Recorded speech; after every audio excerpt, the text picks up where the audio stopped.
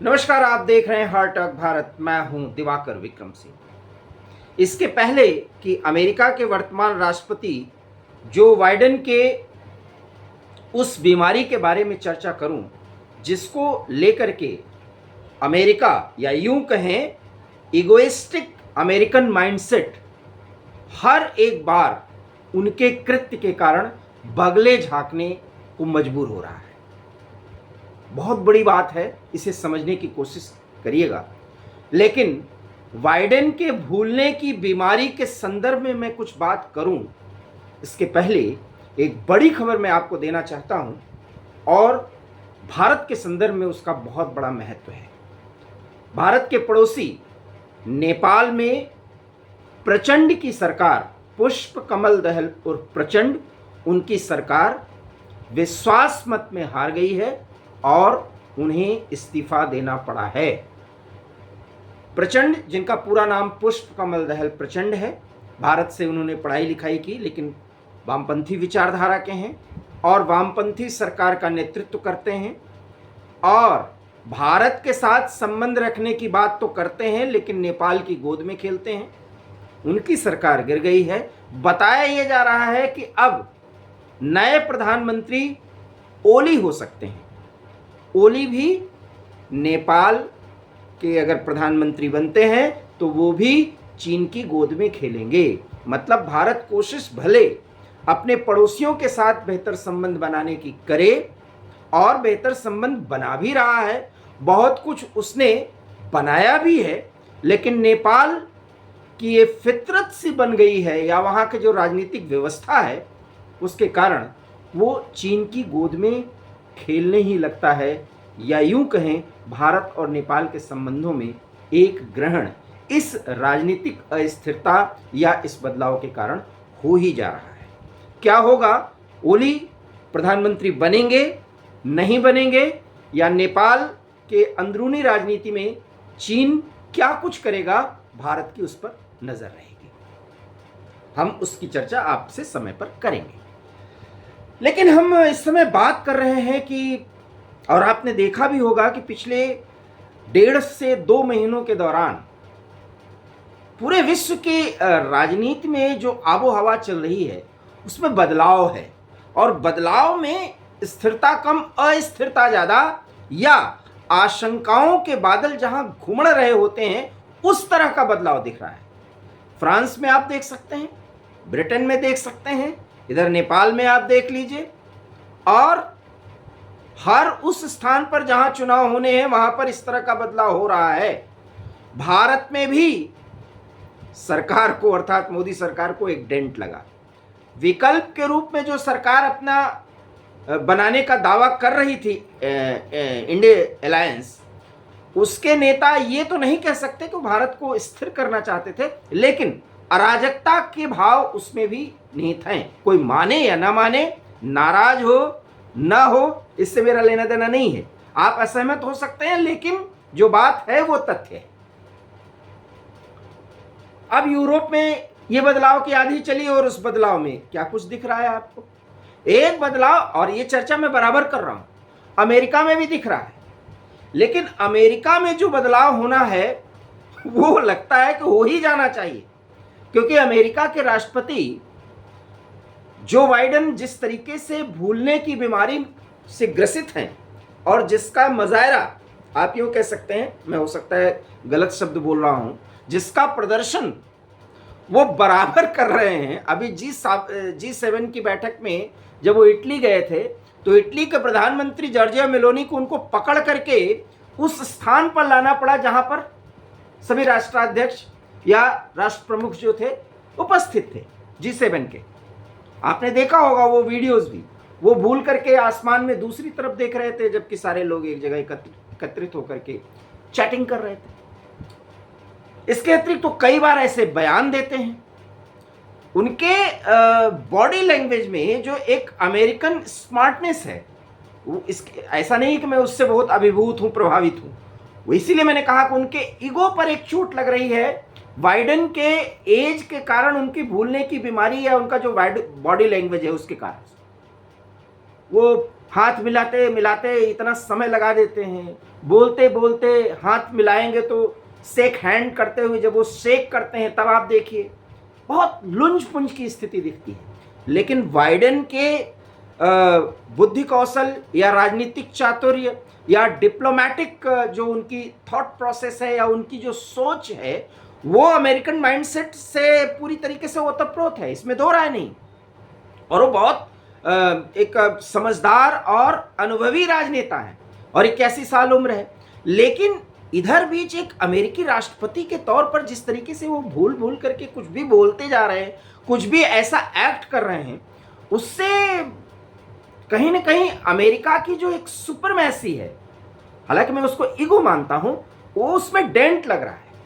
और अभी हुआ क्या, आपको याद होगा कि जिस दिन पुतिन और मोदी की मुलाकात रूस में चल रही थी, उसी समय वॉशिंगटन अमेरिका की राजधानी में जितने भी नेटो देश थे, North Atlantic Treaty Ocean Organization के जितने भी देश थे, ये सभी इकट्ठा हुए।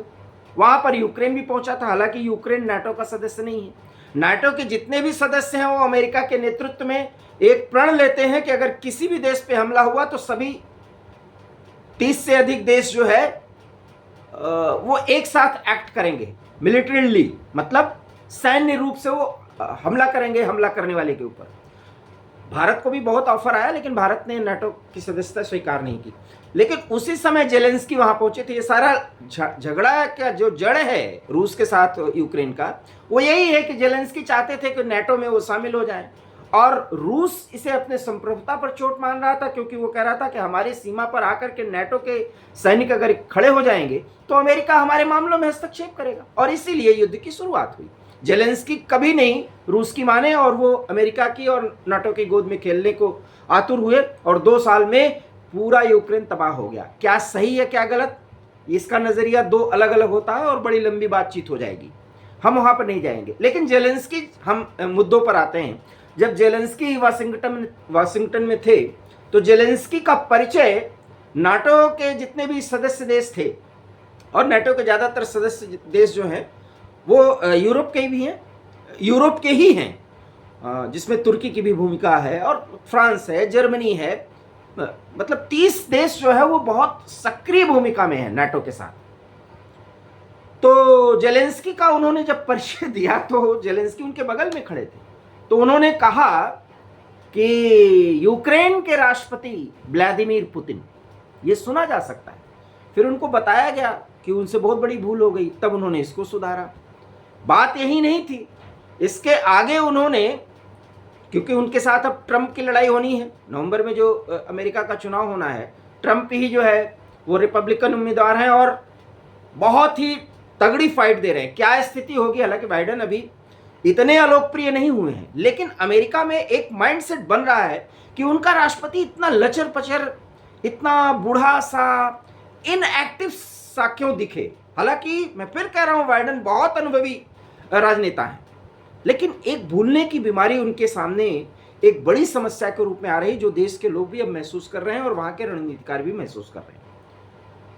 तो उन्होंने, जो इस समय उपराष्ट्रपति हैं कमला हैरिस, भारतीय मूल से उनका नाता है, उनकी माँ भारतीय मूल की थी, पिता अमेरिकन थे, तो कमला हैरिस का नाम लेने के बजाय उन्होंने डोनाल्ड ट्रंप को उपराष्ट्रपति बता दिया। वो भूल भी वो सुधार नहीं कर पाए। और जब वो ये सब बोल रहे थे तो वहाँ पर नाटो के सदस्य देश भी थे, वहाँ पर वहाँ के विदेश मंत्री इस समय जो अमेरिका के हैं वो भी थे। सबको बगले झांकने पड़ने, और सब को लग रहा था कि ये लगातार इनकी ये समस्या क्यों इतनी बढ़ रही है। और ये बीमारी इस उम्र में, हालांकि 81 साल कोई अमेरिका के जो, और वो भी बाइडेन जैसे अनुभवी नेता की, इतनी भी नहीं है कि इस तरह की बीमारी से वो ग्रसित हो जाए। एक अल्जीमर टाइप की बीमारी उनको हो गई है कि वो बोलते बोलते या खड़े खड़े होते, एक बार मैंने थंबनेल दिया था और उनको मैं प्यार से दद्दा कहता हूँ कि बाइडेन दद्दा, खड़े खड़े सो जाते हैं लेकिन ट्रंप को हराने का वो संकल्प लिए हुए हैं। और ये भी सच है, वो कहते हैं कि भगवान जमीन पर उतर आए तभी मैं मानूंगा, अदरवाइज ट्रंप को हराऊंगा और मैं ही राष्ट्रपति बनूंगा। ये भी जिद है। एक अजीब सी जिद में वो आगे बढ़ रहे हैं, और जो उनकी शारीरिक और मानसिक स्थिति है वो एक शक्तिशाली अमेरिका के राष्ट्रपति के तौर पर तो कतई नहीं, और वो भी इन स्थितियों में जब पूरी दुनिया विश्व युद्ध के मुहाने पर खड़ा हुआ हो। तो कमला हैरिस की जगह उन्होंने डोनाल्ड ट्रंप जो उनके प्रतिद्वंदी हैं उनको उपराष्ट्रपति बोल गए, और जेलेंस्की की जगह वो व्लादिमीर पुतिन को यूक्रेन का राष्ट्रपति बोल गए। अब आप सोचिए कि उनके दिमाग में उस समय चल क्या रहा होगा। इसका मतलब है कि मानसिक रूप से कहीं ना कहीं कुछ अस्वस्थता की स्थिति है, और अमेरिका में अगर एक राष्ट्रपति की स्थिति है तो फिर वो राष्ट्रपति का चुनाव क्यों लड़ रहे हैं, ये एक बड़ा सवाल है। ये डेमोक्रेट्स को समझना चाहिए। ऐसा माना जा रहा है कि उनके पीछे बैकअप दे रहे हैं ओबामा, जो इस समय पर्दे के पीछे भारत के विरोध में कुछ न कुछ करते रहते हैं, ऐसा पता चला है राजनीतिक रूप से। और हो सकता है कि ये वहाँ की एक पॉलिसी, हो सकता क्या यही सच है। तो ओबामा और हैरिस की एक लॉबी जो है वो बाइडेन को बस आगे रखना चाहती है। तो स्थिति जो है वो अमेरिका की चुनाव में, जो राष्ट्रपति का चुनाव है, वो बड़ी लचर पचर है, और ऐसे में डोनाल्ड ट्रंप बाजी मार सकते हैं। और ये वही ट्रंप हैं जो ये कहते हैं कि जो बाइडेन की शारीरिक और मानसिक स्थिति नहीं है, और जो यूक्रेन के मुद्दे पर वो यूक्रेन का साथ देना नहीं होना चाहिए। वो तो कहते हैं कि जैसे ही मैं राष्ट्रपति बनूंगा रूस यूक्रेन युद्ध जो है वो मिनटों में खत्म होगा। ऐसा माना जा रहा है कि वो यूक्रेन को इतना तरजीह नहीं देना चाहते। तो ये रणनीतियां हैं, क्या होगा क्या नहीं, कितना बदलाव आएगा तो समय बताएगा। लेकिन डोनाल्ड ट्रंप बाइडेन पर भारी पड़ सकते हैं, और जो बाइडेन की शारीरिक मानसिक स्थिति लगातार आशंकाओं के घेरे में, संदेह के घेरे में आ रही कि क्या वो पूरी तरह से स्वस्थ हैं। और अगर ऐसा नहीं है तो अमेरिकन जनता या जो चुनाव की प्रक्रिया शुरू हो रही है, डिबेट्स शुरू हो रहे हैं, उसमें जो बाइडेन भले ही कहें कि भगवान उतर आए और मुझे मना करें तभी मैं मानूंगा, अन्यथा बिना ट्रंप को हराए नहीं मानूंगा। बात तो सही है, ट्रंप से वो किसी भी मामले में कम नहीं है, अनुभव में, समझदारी में। लेकिन उनकी जो एक समस्या भूलने की है, और जो कुछ अनाप शनाप वो एक ऐसे मंच पर बोल जाते हैं जहां पूरी दुनिया की नज़र होती है। अमेरिका की स्थिति, या जो एक अमेरिकन हिपोक्रेसी, या उनकी जो एक इगोइस्टिक थॉट प्रोसेस की जो एक वे होती है, उस पर एक बड़ा प्रश्न चिन्ह खड़ा हो सकता है। और लगता यही है कि जो बाइडेन के विकल्प के तौर पर वहाँ के चुनाव में अब ट्रंप को तरजीह वहाँ की जनता दे सकती है।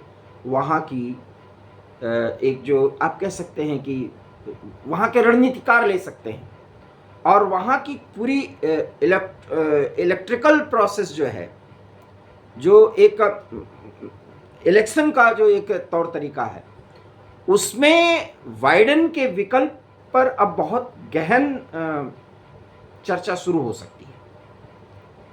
माफ करिएगा, मैंने इलेक्टोरल प्रक्रिया बोलना था, वो इलेक्ट्रिकल निकल गया। तो कुल मिलाकर के मुझे ये लगता है कि स्थिति बहुत अच्छी नहीं है जो बाइडेन की, और ऐसी गलतियां अब वो कर रहे हैं जो बहुत हास्यास्पद स्थिति पैदा कर रही है। क्या ट्रंप बाइडेन पर आने वाले चुनाव में भारी पड़ेंगे, और वैश्विक राजनीति में ट्रंप अगर आते हैं या बाइडेन रहते हैं तो अमेरिका की स्थिति क्या होगी, ये आने वाले समय में विश्लेषण का बड़ा मुद्दा होगा। जब भी ये स्थिति होगी हम आपसे चर्चा जरूर करेंगे। हमारा ये वीडियो पसंद आया हो तो इसे लाइक करिए, शेयर कीजिए। हमारे चैनल हार्ट टॉक भारत को प्लीज़ सब्सक्राइब करिए। बहुत बहुत धन्यवाद। नमस्कार।